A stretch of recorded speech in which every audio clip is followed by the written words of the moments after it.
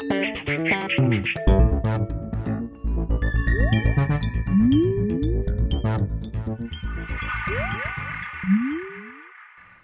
everyone, and welcome to The Vortex, where lies and falsehoods are trapped and exposed. I'm Michael Vorse.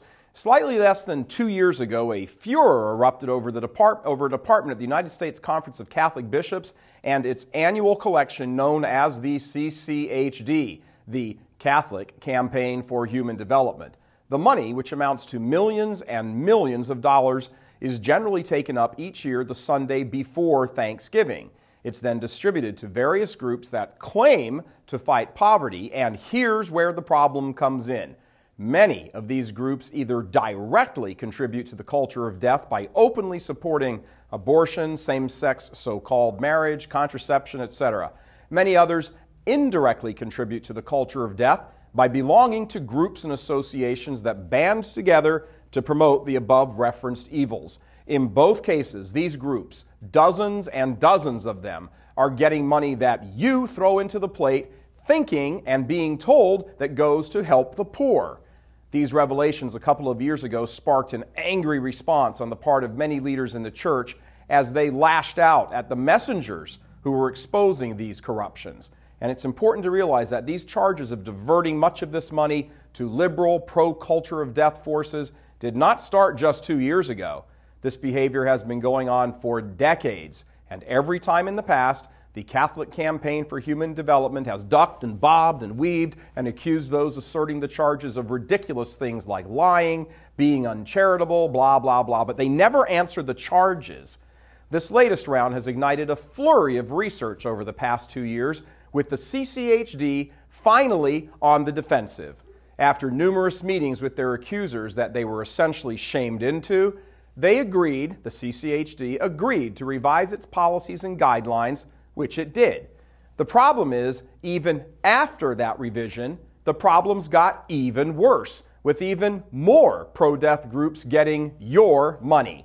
When this was uncovered by the American Life League after months and months of intensive research, the group collected all of its information into one big report and sent a copy of that report of the damning information to every single bishop in the United States. This happened over the summer and into the early fall. The response from the CCHD was, "Oh, these are nothing but the same old charges and recycled accusations. Don't be silly. We've reformed and everything is perfectly fine. Pay no attention to that group behind the curtain." This is the same message that was relayed to the bishops when they began asking questions and reading the reports. The CCHD denies that there are bad groups, meaning pro-culture of death groups, getting your collection plate money. The CCHD is dead wrong, and we mean dead. They've been disingenuous in their responses both to the laity and the bishops who've called them saying, "What's going on?"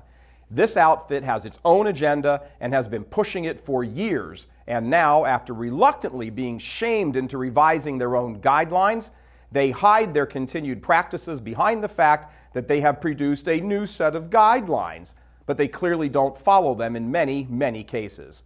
The problems at the CCHD have actually gotten worse in terms of the number of bad groups getting your money.